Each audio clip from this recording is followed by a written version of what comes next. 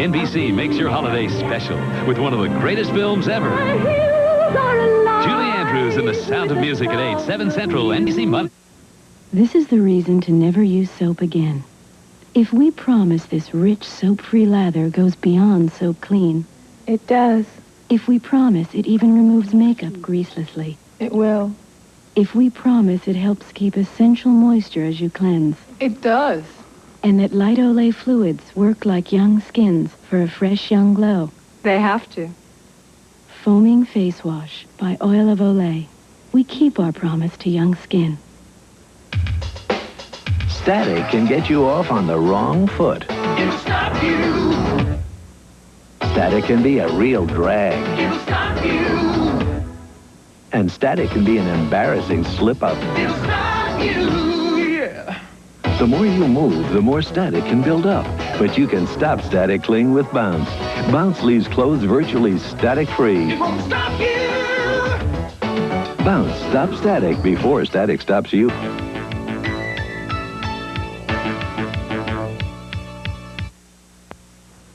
Good morning and welcome again to Meet the Press. The issues this Sunday, the economy, Japan, and the 1992 presidential campaign. Our guest, the Majority Leader of the House of Representatives, Dick Gephardt.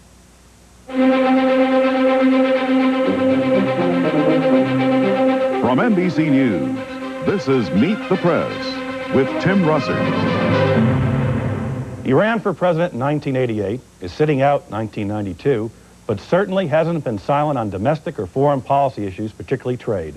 Congressman Gephardt, welcome. Good to be here. And joining me this morning at the Meet the Press table, our chief congressional correspondent for NBC News, Andrea Mitchell, and the Washington Bureau chief of the Wall Street Journal, Albert R. Hunt. Congressman, let's revise history a bit. You were elected president in 1988. It's now President Gephardt, 2 days before Christmas. A nice gift. What would you do today about this economy? Well, I'd first understand that this is a fundamental set of problems that we're involved in that have been building over a 10 or 15-year period. And we need a long-term, comprehensive set of concrete ideas to move this economy in the right direction. First of all, we've got to deal with the problem of trade.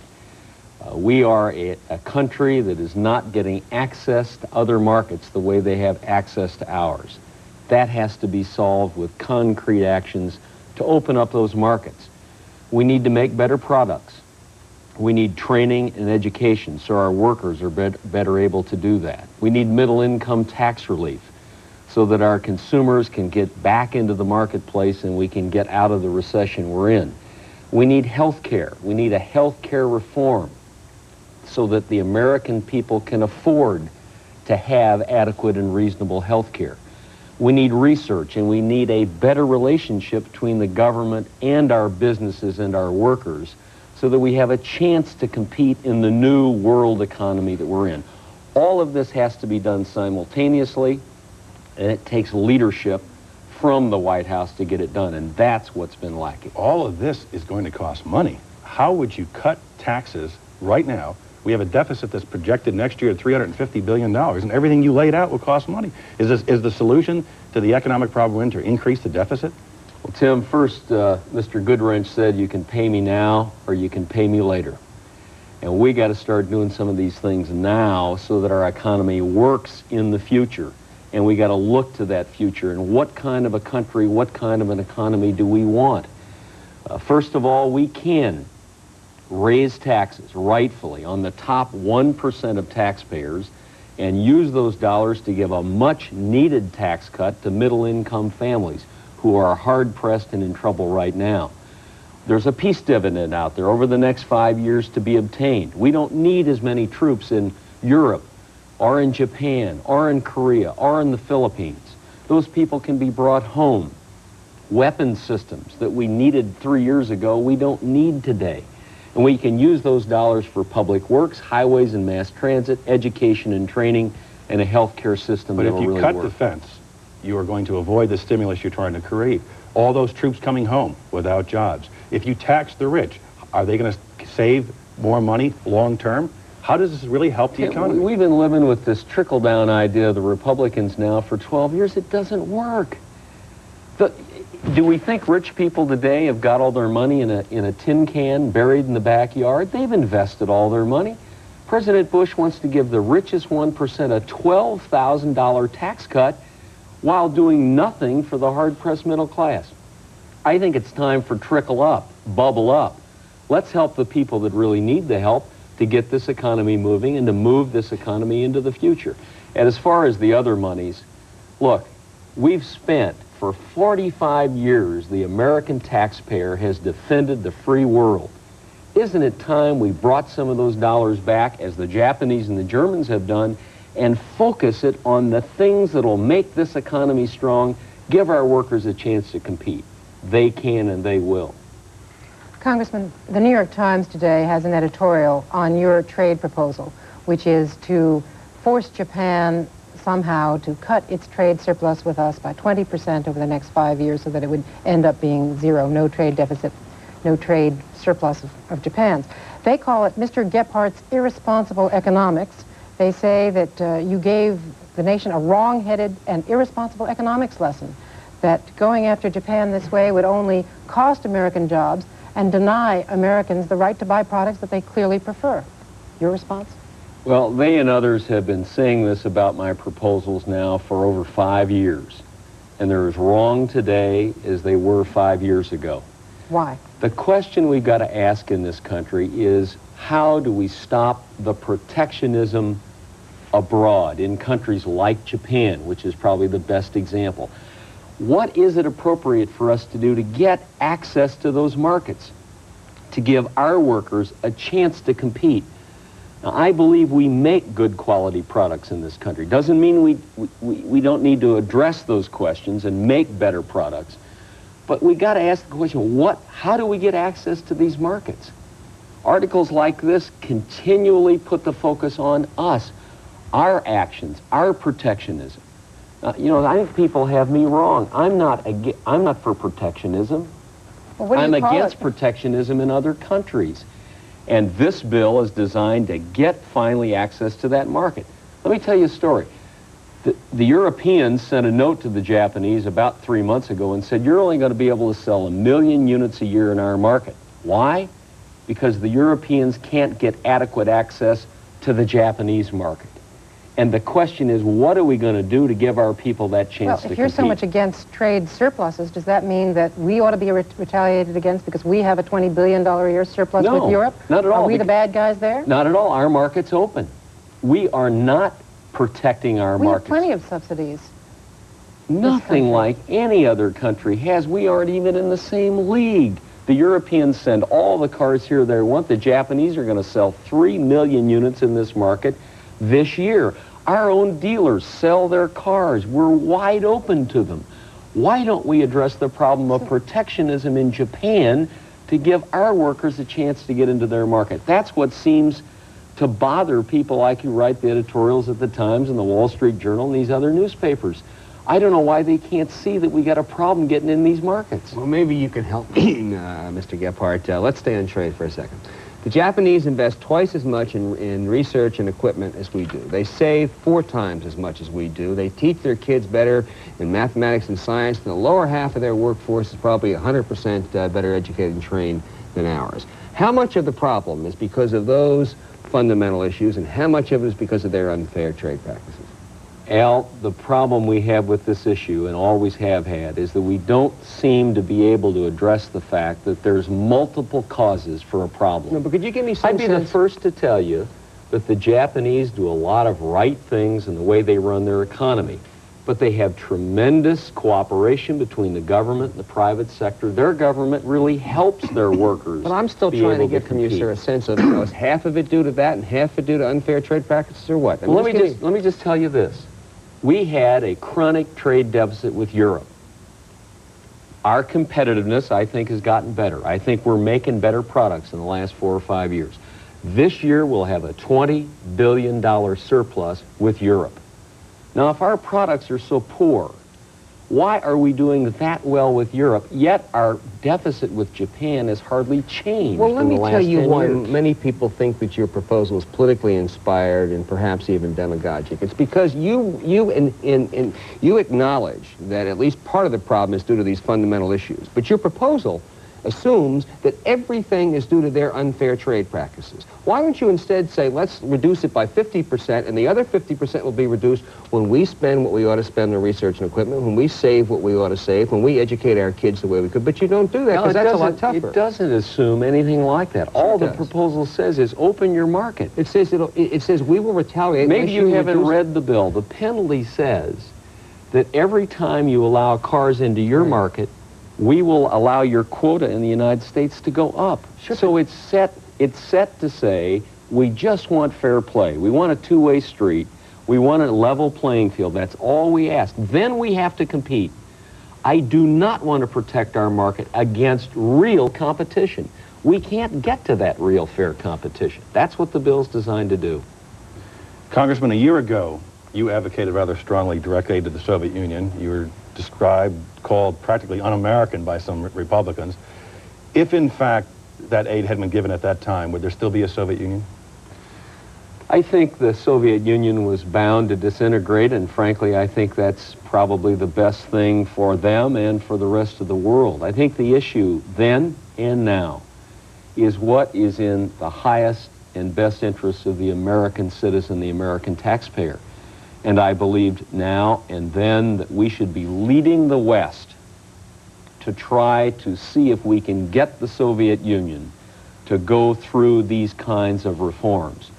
You know, if back in the 60s or the 70s, Khrushchev or Brezhnev had seen America trying to move toward communism, they would have been here, you can be sure, trying to claim the final victory of the battle between capitalism and communism. We are on the threshold of claiming final victory in this 45-year conflict we've been involved in. It is in our deep self-interest to be able to see that that victory is complete. And we should be leading the entire West to see that we can consolidate those gains. It's a big picture, yes, but it still must be very difficult to explain to an unemployed auto worker in St. Louis that we have to give money to the Soviets right now. Not if you explain, as Harry Truman did in 1947, that if we do this, even though it isn't popular right now, it means more jobs for Americans, more markets for American workers, and perhaps the possibility we won't have to spend as much on defense as if we didn't do this. We're going to take a break right here. We'll be back in a few moments with Majority Leader Dick Gephardt. Meet the Press is sponsored by ADM, Supermarket to the World, and GE. From satellites to medical systems, we bring good things to life. Look what ADM research has cooked up. An all-vegetable patty that contains dietary fiber, is low in fat, and free of cholesterol. One that's made to meet the demands of vegetarians and other health-conscious consumers. It's the Midland Harvest brand Harvest Burger. And so far, it's made a big impression everywhere it's landed. ADM, Supermarket to the World.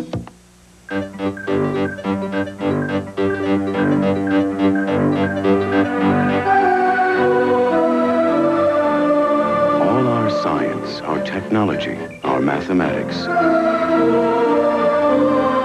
somehow they add up to moments beyond any calculation.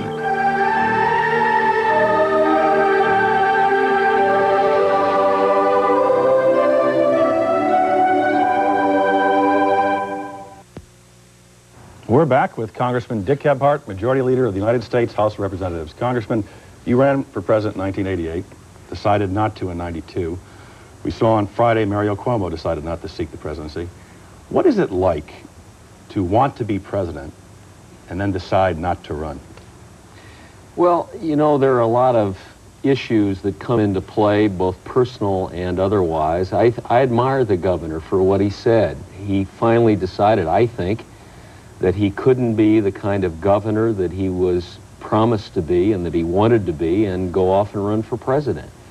I think he made a decision in the interests of the people of New York.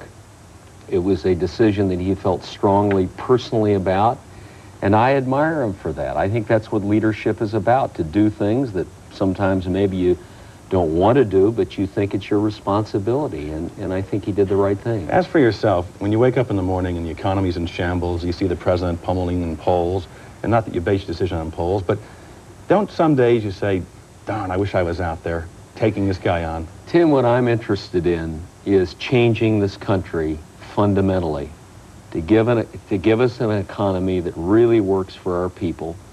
And I believe that what I'm doing in the House of Representatives can help that, and I want to elect a Democrat to the presidency, which is the most important thing we need to do in the next year to be able to get this economy energized and to make some long-term, correct, fundamental decisions to get us moving in the right direction. The best place to do that is the White House. But it does, who it is frankly less important than whether or not we get someone with that kind of a progressive, sensible agenda for our country.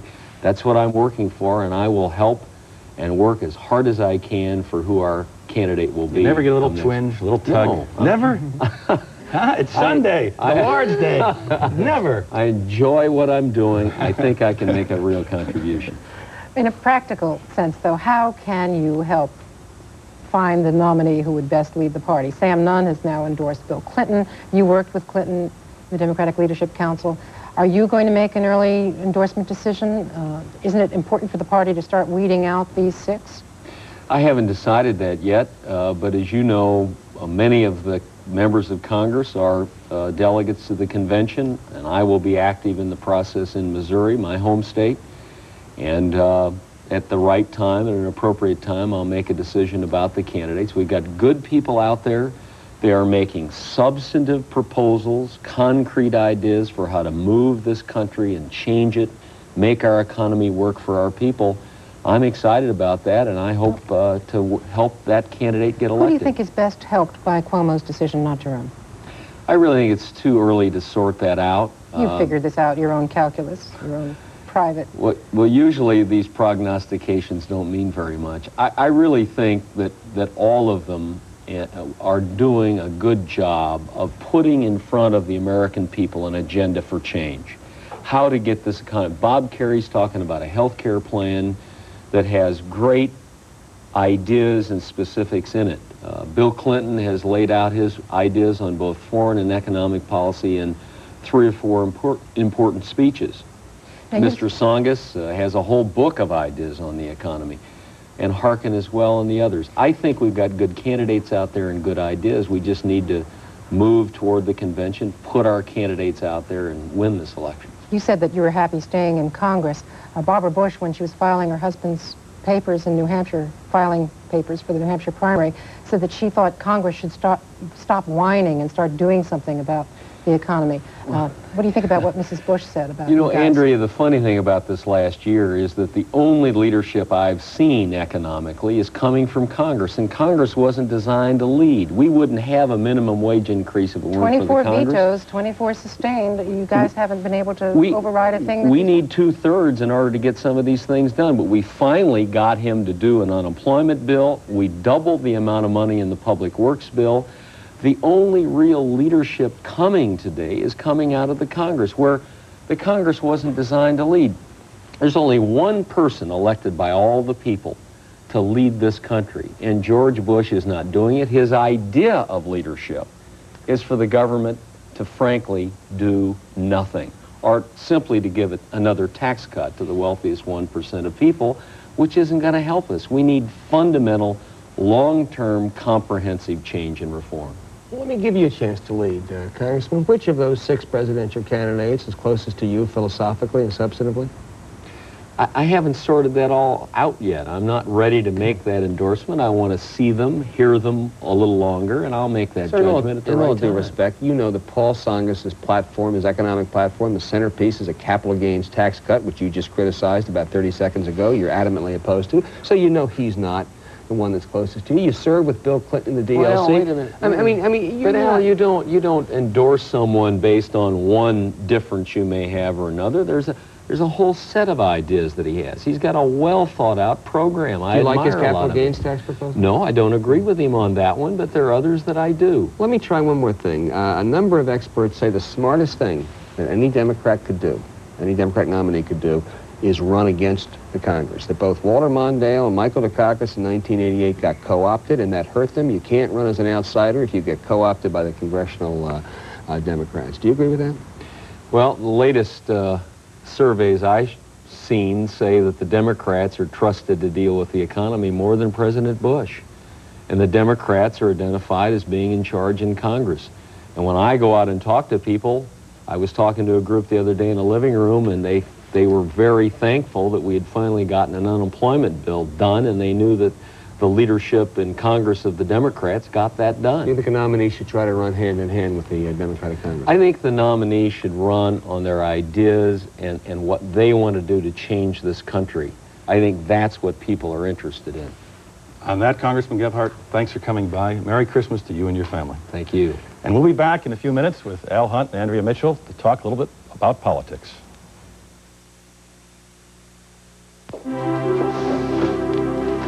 Imagine your refrigerator with bigger door shelves, for bigger bottles, with leftovers left in quick-serve trays for leftover space, more space, nearly 27 cubic feet, and a door in the door for things you use more. Imagine GE's Space Center 27.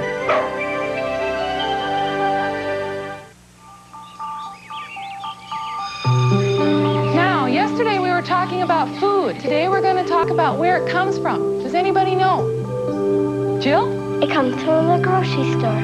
Well, yes, but before that, anybody else? Andy? Food comes from the farmers who grow it, and all the other people who help turn it into the food that we eat every day. American agriculture is something we can all be proud of. It's not only America's biggest industry, it's the most productive system of its kind in history. That's very good. How do you know so much about food? Well, my dad's a great teacher. Hey, Tammy!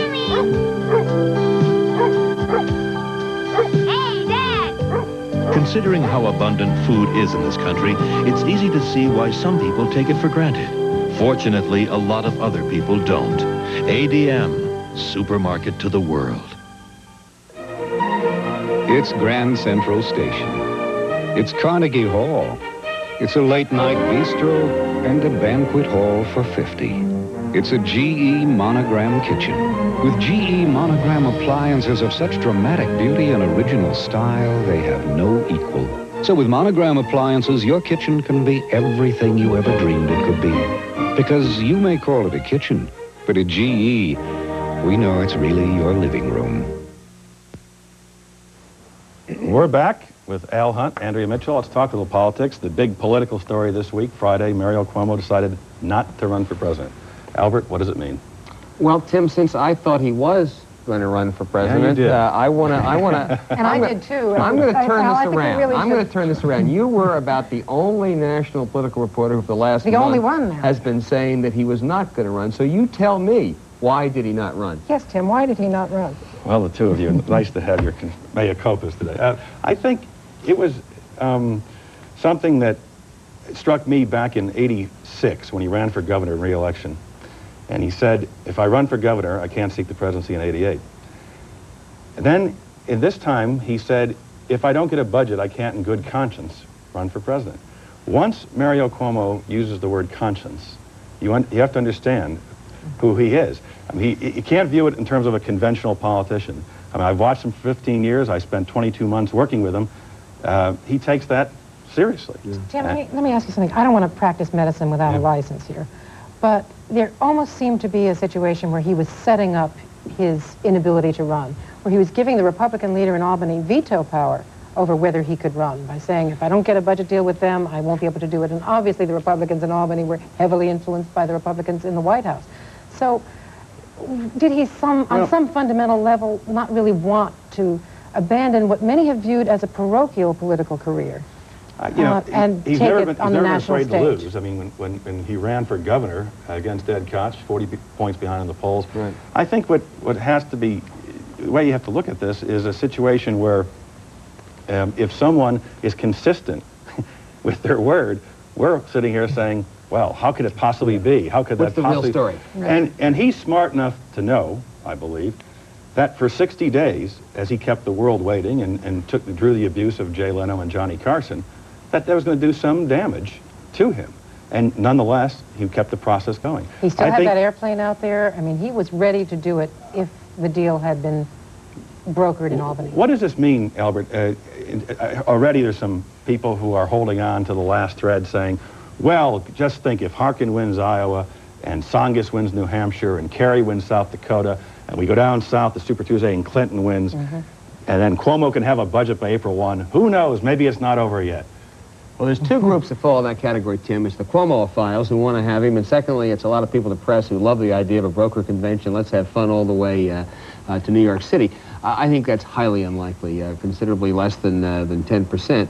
And the reason I think that is, Tim, because I think at some point this thing starts to sort out. It sorts out, among other reasons, for money. I mean, it's very expensive. I would be very surprised if after early March there are more than two and a half, candidates in this field. If that happens, then the idea of turning to a third person is almost impossible. Andrea, there's a thought coming out of the White House that there was sadness that Cuomo wasn't going to get in the race. Others say, well, that's not quite true. People did think he was the most formidable opponent. What was the view in the White House on this? I think it was split. I think some in the White House thought that he would have been the toughest, certainly the toughest debater against George Bush.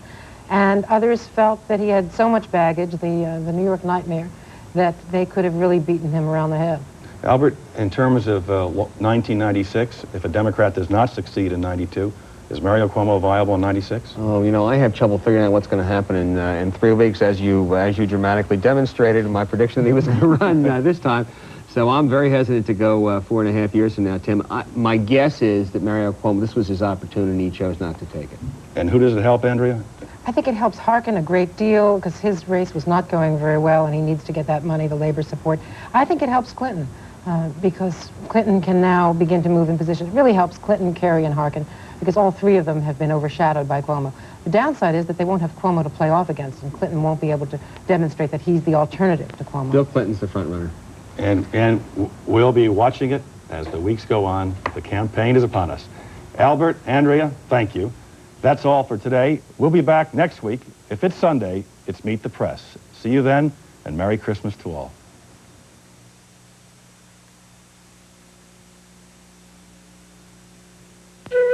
Great. No GE soft whites. I know what to do with this thing. Most people will take a GE soft white over an ordinary bulb every time. You can see why. It's not just GE's almost 100% reliability they're after. There really is a glaring difference. Once you've got GE soft white's warm, glowing light, you won't let anybody change your light bulb because GE is light. Every second of every day, there are 3 new mouths in this world to feed. Hundreds of millions more by the year 2000. And the majority of them will be born in countries where malnutrition is already reaching alarming proportions. Right now, the world has the food and the resources to conquer hunger. But it won't happen as long as we continue to look the other way. ADM, supermarket to the world. Meet the Press has been sponsored by GE. From plastics to financial services, we bring good things to life. And ADM, supermarket to the world. For a printed transcript of Meet the Press, send $1 and a stamped self-addressed envelope to Kelly Press, Box 12160, Silver Spring, Maryland, 20908.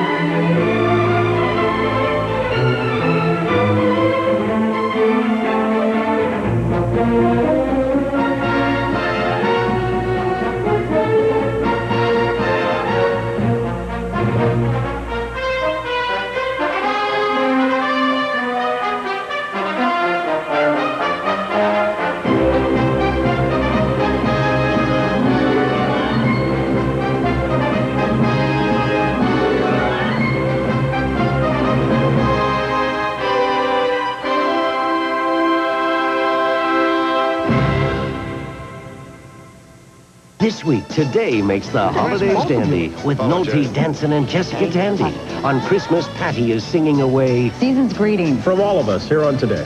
This week, Paula Abdul, Dave Dravecky, Whoopi Goldberg make some dreams come true. And a former hostage home for the holidays. A very special A Closer Look.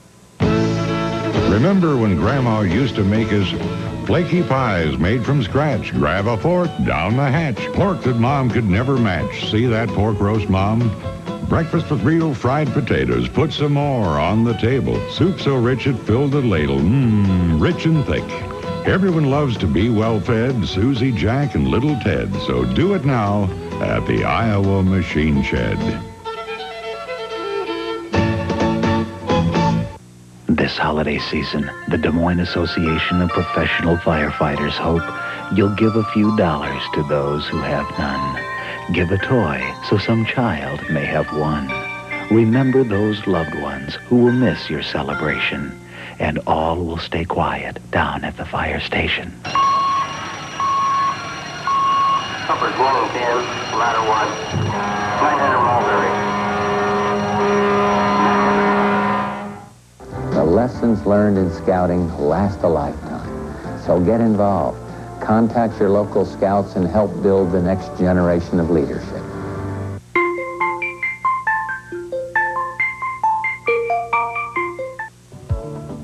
Welcome to 13 Weekly, a public affairs presentation of WHO TV. Now, here's your host, John Bachman. Good morning. Thanks for being with us again this week. And we're going to talk about the state's financial situation today. As most Iowans, I think, know by now, the state is facing a deficit for fiscal year 1993 of some $300 million. What do we do about that? Well, our guest today has some pretty good ideas for us. David Fisher is president and chairman of OnThank Corporation. He is also, though, more importantly for our purposes today, has been chair of the Governor's Committee on Government Spending Reform. And that committee has just issued its report this past week on its findings. And David, good to have you with us today. Thank you, John. I appreciate the opportunity. This must have been quite a process for you. Let's go back over it a bit. It really began, what, back in July? John, the 4th of July weekend, the governor called me at my home up at Clear Lake and asked if I would be willing to serve as chairman of a group of private citizens to look at our budget processes, our budget, and to address our $300 million deficit. He wanted to look at not only the short term of resolving the $300 million deficit, but also a long-term structure, changing the structure of how we budget, downsizing state government so we can live, the state of Iowa can live within its revenue means. That's a pretty big charge to call you with. I would think at first blush you might have said, I wish I hadn't picked up that phone. Well, number one, I have a great deal of respect for Governor Branstad, and I felt that he was on the right track, and I certainly was willing to contribute my small part and in the process, and I think it's been a good process. Who all was a part of this committee now? I don't mean for you to go down the list of everyone, but what was the makeup? Businessmen? John, it was a good cross-section of Iowans. We had 4 elected officials out of the legislature. We had Betty Snyder, the mayor of Clinton, Mike McCarville, the mayor of Fort Dodge. We had business and professional people. We had Lee Liu, who heads up Iowa Electric Industries in Cedar Rapids, Merlin Plaguey, who heads up Farm Bureau, Jim County, a very prominent Des Moines business person. We've had people from small communities, large communities, medium-sized communities, really from all walks of life. Now, did you go into this process with any rules drawn for you? As I understand it, you were to look on spending reform. The idea of tax increases was not really one to be considered. Our mission was really looking at expenditures. We did not address any taxes or revenues as such. The governor wanted to look at just expenditures. And after he appointed the committee, he stood back, as all elected officials did, and let us do our work, and work we did. And so you were able to really investigate freely, you felt? You didn't have any rules drawn for you in that respect? The governor gave our charge to us that there be no sacred cows, and this is the first committee, we think, in the history of Iowa to really get in to the various areas of state government that have never been looked at before by private citizens. There's been other task force committees, but primarily they were looking at the executive branch, which is only 25% of our budget. What was the biggest surprise to you as you look back now, David? I believe the biggest surprise that I think I and the rest of my fellow committee members was the amount of money that's in state government in our budget that's on automatic pilot. That regardless of what the legislature does or the governor says, there's increases in expenditures. For the upcoming year, that amounts to $240 million. Whether the legislature meets or the governor goes over to the Capitol, our expenditures are going to go up automatically $240 million. In my estimation, I don't think that's right. Was that built in for cost of living increases and those purposes? It's been built in through the years with various formulas for education, for health and welfare. And I think at the time they did it, they were probably well-meaning, but times have changed. It's not business as usual. We've got to look at those formulas, and we've got to address those expenditures differently and better. Why isn't it right now? Just for those reasons, that you can't do it in this kind of an economic climate? That's right. Things have changed. The good news about Iowa is that our revenues have increased. The bad news is our expenditures have increased at a greater rate than our revenues. And so when that happens, there comes a day of reckoning, and the day is here, and that's why we have to address how we do things and do it a better and more economical way. Now, you said that there were no sacred cows, and you found from some of the response already this week that I'm sure you anticipated right. that there would be a response to a number of the areas that you talk about in terms of cutbacks. Right. One of the biggest, of course, is education. Absolutely. It strikes across all lines across the state. Families are involved completely. Let's talk first about the teacher and superintendent reaction to some of the ideas. They have been really vehement this past week in reaction to the proposals of cutting back. By the same token, we've had good input from teachers and administrators that have served on committees, that have written to me saying, and they're willing to look at changes and suggested some good changes. So I think the environment is right to deliver education, and we have a wonderful system in Iowa. We just need to make it more efficient and more economical and do it with less funds, because there are going to be less funds available for all areas of state government. Let's look at public schools first. The proposal is to cut back $178 million over several years? It's over $100 million. We're suggesting, and one of the big areas that we're looking at is increasing the size of the teacher, or the pupil-teacher ratio. Right now it's 15 to 1. Mm-hmm. We're suggesting going to 20 to 1. And by the way, John, that's what we were in 1970. We had a pretty good program, pretty good system then. That would save the state $202 million. But we're saying take $120 million of that and plow it back into the system in better teacher pay, in better incentives for teachers based on test performances by their students, to create some incentives maybe for early retirement, and provide some added funds for transportation because of the consolidation as a result of this recommendation. So we're saying plow a lot of that back in, but the net effect would save $80 million. The other area we would say, because of that incentive program, is to eliminate the Phase 3 program, which is about $41 million. And I've received an awful lot of mail from teachers saying it's not effective and not doing what it was intended to do. So we're saying go to 41, really to $120 million in incentives for the teachers. And yet the ISEA objects to most of the proposals that you... Well, I think any time there's change, people have a hard time accepting change. But I think when they get around the table and discuss it and see that we're just trying to do it a little more efficiently, that I think a lot of people will come to the party and realize the change has to be made. It's got to be done different. It's not business as usual. Is a key part of your approach that there has to be really across-the-board cuts, that everybody's going to be affected in some way? We're not proposing across-the-board cuts, but we feel and that... maybe that isn't the right term, but what I'm drawing all at Iowa's here, going to be yes, impacted. Exactly. All of us as citizens are going to feel the change. It's going to impact all of us in the way we receive state services. Not that we're going to eliminate state services. We're going to receive them in a different way, different form, maybe a different time. Services are still going to be there, and they need to be there. But we think there can be a better way of doing it.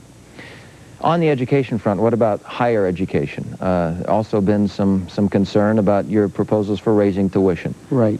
Tuition, you think, should be raised to a point where it would cover 50% of a person's The committee education? felt for state students, it should be raised, and not in 1 year, but over a period of time, to 50% of the actual cost of educating an Iowa student in one of our region universities. I've just looked at a report from the University of Iowa as far as tuition for Iowa students at the University of Iowa. We're at the bottom of the Big Ten in tuition for students. We were there a few years ago for professor salaries, faculty salaries. We've raised those up. They're much better, much more competitive. And to do that, we're going to have to get more tuition. And I say move it up gradually to at least 50% of the actual cost, and I think that's fair and reasonable. And you think students today can afford that, too? I believe that... You've gotten a little heat over this now. I've gotten a lot of heat on that, but I say that we have to set our priorities. Mm-hmm. We have to discipline ourselves. And I go onto college campuses, and I see these students with very fancy cars, and not all students have fancy cars, but I see VCRs, refrigerators, all of the luxuries, and I say maybe a few $100s more a year over a period of time, the student can afford it. We also say invest more and heavily into student aid for more scholarships. That needs to be there to help the student that needs help. What, as you bring that up, what about the Iowa Tuition Grant Program, which private colleges are very concerned about keeping? At this point, the committee has not proposed that it be cut back? We made a recommendation that be cut back 10%. That's a $39 million expenditure to private schools. And we feel that it can be cut back, and they should be part of the solution as many other areas of state government are being asked to. But we're saying 10%, which is $3.9 million. We're also recommending that they look going back to the original intent, and that's providing scholarships to only 4-year accredited colleges, not the 2-year accredited colleges. We've only touched really the surface of the proposals, and we want to delve into this much more with David Fisher, and we'll do that when we return in just a moment.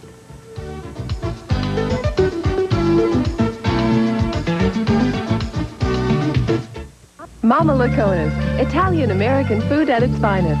Now with 3 locations, Army Post Road, Beaverdale, and in Clive at 1800 Northwest 86. Whether you're dining in our spacious dining room, meeting in our banquet room, or relaxing over drinks in our beautiful lounge and bar, you'll find this service quick. And the food, well, Mama is famous for her traditional sauces and freshly baked rolls. Join us for lunch, dinner, drinks, or carry-out at Mama Lacona's, the Old Orchard Shopping Center on 86th in Clive. For Des Moines General Hospital, I'm Jack Witzel with today's Job Changers quiz. True or false? Nursing will always be a career for women only. My comments after this message from Alex Oponsky. Hello, Jack. Des Moines General Hospital is a modern medical facility ready to meet your medical needs. We offer the latest in patient care techniques, a respected teaching facility, and a great career opportunity for those in the medical profession. Currently, we're seeking individuals who are registered nurses or graduate nurses. 8, 10, or 12-hour shifts available, along with flex and weekend work packages. Call us at Des Moines General Hospital. Jack, in answer to your question, I'd have to say false. Well, Alex, as a registered nurse yourself, I'm certain you'll agree that today men are highly sought after to enter the nursing field. For years, men have traditionally been in short supply. It'd make good sense to explore a nursing career or other medical careers. Today, the medical field offers tremendous employment opportunities. For Des Moines General Hospital, I'm Jack Witzel.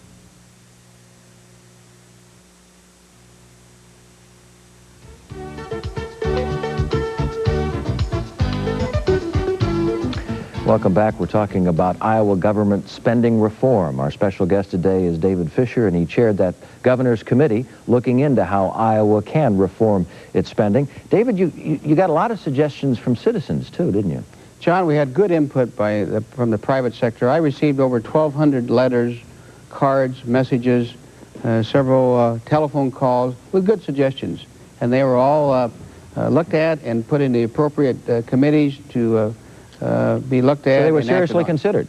Absolutely, and we had some excellent recommendations from citizens just writing in, making suggestions, and we acted on them.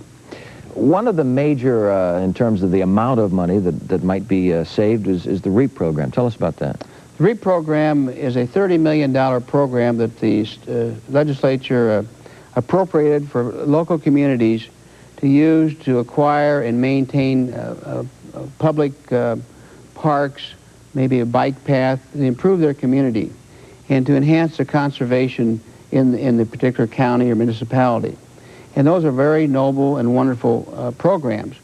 We feel with the state's financial crisis that program can be eliminated It does not impact the public safety or the public well-being of the public.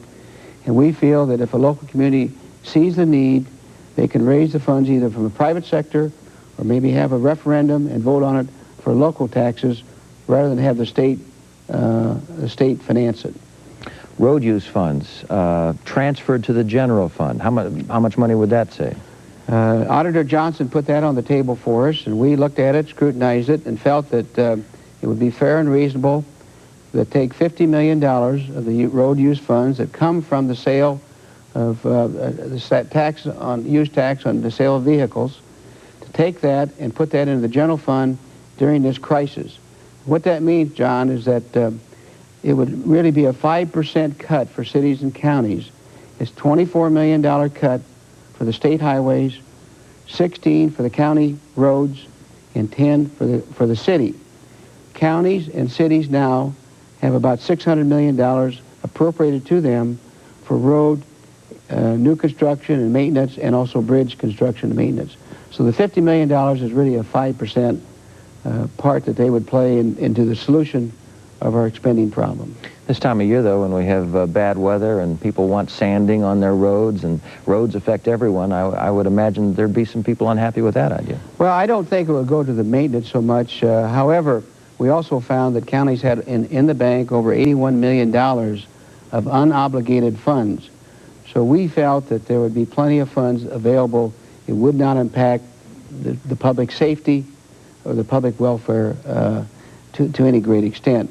Plus the fact, in the next 4 or 5 years, substantial new federal funds are flowing into our state for our new highways. So it's really not going to impact the builders, the people in that industry, like many think it will be. Drastic cut in the number of driver's license stations, you recommend? Oh, yes. That's a major issue.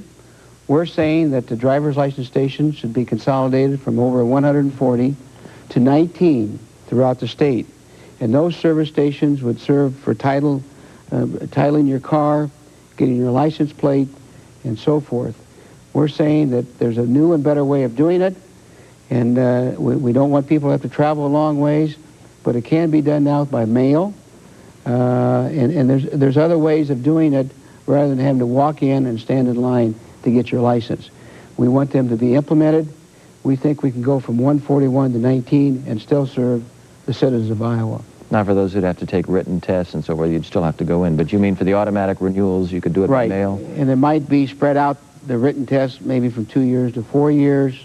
There might be a way where they'd have a mobile unit that would come into communities that might be the furthest away from a service station. You wouldn't end up with 4-hour lines in those few stations, would you? No. That's, we want to be able to provide the service and deliver the service better than it's being done now. What about reducing extension services and charging fees there? Tell us more about that idea. Well, we feel that the extension service could be consolidated into a smaller group, and also the people that use it, we say, should pay for it. And that amounts to quite a substantial savings. I think in government across the country, you're going to see more implementation of user fees. The people that are going to receive this service are going to have to pay for it rather than have the whole electorate maybe foot the bill for certain particular areas of service delivery in state government. Coordination of county functions is an all-encompassing area, but it's something that you think is really drastically needed. A great savings can be done that way, of consolidation of administrative services. We're not saying you should eliminate counties or close down courthouses, but we think that it makes sense. Are we going to keep our 99 counties? Oh, yes, we'll keep 99 counties, but we'll perhaps have 30 administrative centers. We'll have one county engineer, one treasurer, one sheriff. It would serve maybe 2 or 3 counties. In fact, we're saying to take the treasurer's office, the recorder's office, and the auditor's office and make it a chief financial officer and have one chief financial officer rather than have 99 financial officers. That can be done and should be done, and that would save the state about $27 million. And we think that people will still be able to receive the services, and maybe that treasurer will be in that county only 1 day a week or 2 days a week rather than 5 days a week. This is a reflection of the changing nature of Iowa itself? Demographically, our state is changing rapidly. There's been a map shown that there's really 13 retail and commercial centers developing around the state of Iowa, and people are driving across county lines, through counties, to do their shopping, to get their health care, to buy their tractor, to buy their clothes. And we think they can do some of their receive some of their state services in these centers, just like they do their private services. One of the areas includes outright elimination of programs. Yes. You found waste. The committee, the executive branch, was headed up by Bill Vernon of Newton, did a wonderful job of going through and analyzing programs, over 200 programs. And what they used for a criteria, or looked at programs that impacted or affected very few people, or that there was an alternative way to fund it or finance it, either through private sources or other ways. And they identified a number of programs, anywhere from 10 to 15,000 up to 6 million, that should be eliminated, that would save the state this year, next fiscal year, $25 million. And that's a lot of dollars. Can you give us some examples? We were talking before, out of left field, one of the ones I found in the report was a Capitol nurse, which has been vacant, and yet the salary has been there. That's the Capitol nurse. There's appropriation for $50,000 for the Capitol nurse. We think there's, again, where service could be delivered better without having a full-time person at the Capitol. And but that's sometimes just an example. Subcontracting out too, and that kind of thing. Certainly, and you know, most businesses that have as many people as the Capitol complex has, I know doesn't have a nurse on premise, but they've gone through safety training. They know emergency training, so that if something happens, there are people there that can, within their group, that can address those issues. We have to take a break. I know your charge from the governor was to consider spending reform, not tax increases, but I want to talk to you a little bit about that alternative, and we'll do that when we return in just a moment. Good.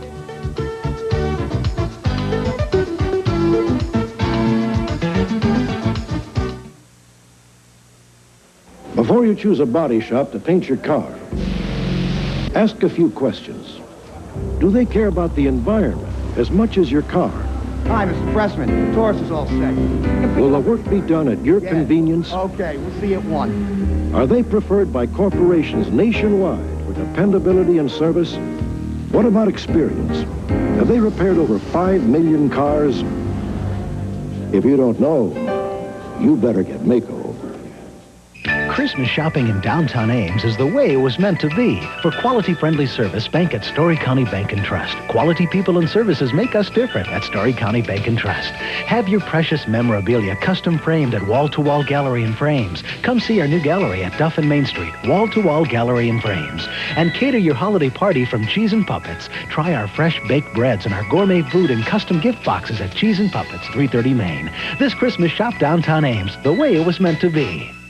Mama Lacona's, Italian-American food at its finest. Now with 3 locations, Army Post Road, Beaverdale, and in Clive at 1800 Northwest 86. Whether you're dining in our spacious dining room, meeting in our banquet room, or relaxing over drinks in our beautiful lounge and bar, you'll find the service quick. And the food, well, Mama is famous for her traditional sauces and freshly baked rolls. Join us for lunch, dinner, drinks, or carry-out at Mama Lacona's, the Old Orchard Shopping Center on 86th in Clive.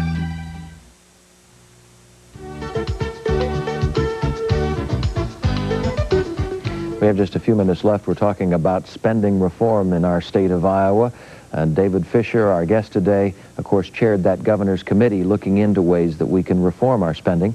As we mentioned before the break, though, David, your charge was not to consider tax increases as an option, and yet some people, and I want to bring up the area of Medicaid cuts. That's also one of them, and that would be one area that would be perhaps a little bit more emotional, and maybe more people would be willing to be taxed a bit to cover some cutbacks there. How does all this play into the mix? That's important, and there's so many issues that our committee looked at, and Medicaid was certainly one of them. It's very sensitive, and we want to provide that service. For example, in the state of Iowa, we have opted to go to optional coverages of people, of programs not mandated by federal government that cost our state about $48 million. And our recommendation, with hesitation, that for a period of time, perhaps we should pull back just to the mandated Medicaid services and eligibility of folks for the time being until we get our state ship righted and going in the right direction.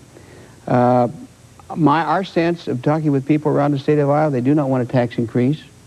I believe your TV station had a poll the other day that was overwhelming against a tax increase, and that's the sense that we're getting from citizens. We got to cut our expenditures. A tax increase will not solve our problem. The last time the state increased taxes in 1983, increased sales tax 1%. 6 months later, the governor had to cut the budget across the board because it was out of hand. It was not balanced. So a tax increase is not the answer, in my opinion. And the governor is certainly not looking at a tax increase. Some Democrats are talking about perhaps sales tax increase, maybe an income tax increase, which brings us to the subject of what's going to be done now with all of your proposals. They go to the governor, they go to the legislature, and you're going to probably, I would imagine, watch this very carefully, having put all your blood and sweat and tears into this. We're going to keep a close watch on that. I gave the report to the governor Wednesday. He will review it, and it'll be part of his speech and presentation of the new budget to the legislature in early January. Our group is finished, but one of our recommendations is that the governor appoint a spending reform council to keep the attention and focus on government spending reform, that we can communicate with the people of the state of Iowa and keep the process going so the report does not go on the shelf and draw dust. It's an ongoing process, and I believe a private citizens council working with the governor, working with the people of the state of Iowa will be a vital part of the success of this study. You are experienced in the political process. You are realistic and pragmatic about what actually happens. Are you optimistic that a number of these proposals will actually be adopted? John, this process is just starting. I'm very optimistic that there will be a great deal of this implemented. We really don't have any choice. The budget is out of control. The elected officials are nervous. They want to take care of the problem, and I think they're willing to step up to bat and make some of the tough decisions. This is a tough time for elected officials, isn't it? They're very nervous, and they realize the problem, and they want to resolve it. And we have good elected officials, and I think they'll step up and look at these issues, discuss them, debate them, and come out with a good, balanced budget for the state of Iowa. But what happens on some of these issues like education, where we've already had such a loud response from ISEA and from superintendents? Is there going to be give and take? Is there going to be compromise? How's this going to all work out? The process is we've got to get the people around the table. We've got to explain these recommendations, the ramifications, how they should be implemented, and the results. And get the people that are impacted around the table, and I'm sure they'll have some suggestions, and I'm sure there can be some compromises and better ways of doing it, but at least the process has started. We need to get all the people in these particular areas like education around the table so we can do it better, more effectively. And again, your sense is, having talked to the citizenry and through all of your investigative work with all of the committees as part of the governor's committee, that there isn't a real drive here for tax increase among the citizens of Iowa. Our sense, my sense, being around the state, and I've talked to a lot of folks in this process, they do not want their taxes increased. They've really had it as far as tax increases. And they have to realize, however, that the only alternative then in your mind is spending reform, because that budget has got to be balanced. That's right. Are you going to have a chance to go back to your business now, David? OnThank has been without you here for a while. I've been there every day.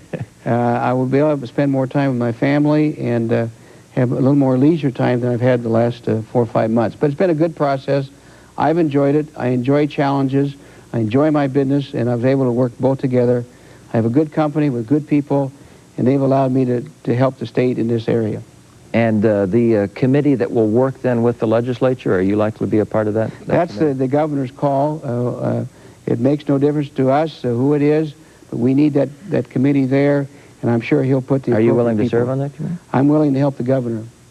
My guess is that that's pretty strong. You're going to be on that. So you'll be babysitting this for the next few months. Thank you very much for spending time with us to help us understand some of these proposals. And it's something that really the citizenry of Iowa will have to be watching and be a part of in this next 6 months. They're the important part, and we need to hear them loud and clear. Okay. David Fisher, who has chaired the Governor's Committee on Government Spending Reform. thank you for being with us, too, on 13 Weekly, and we hope to see you again next week.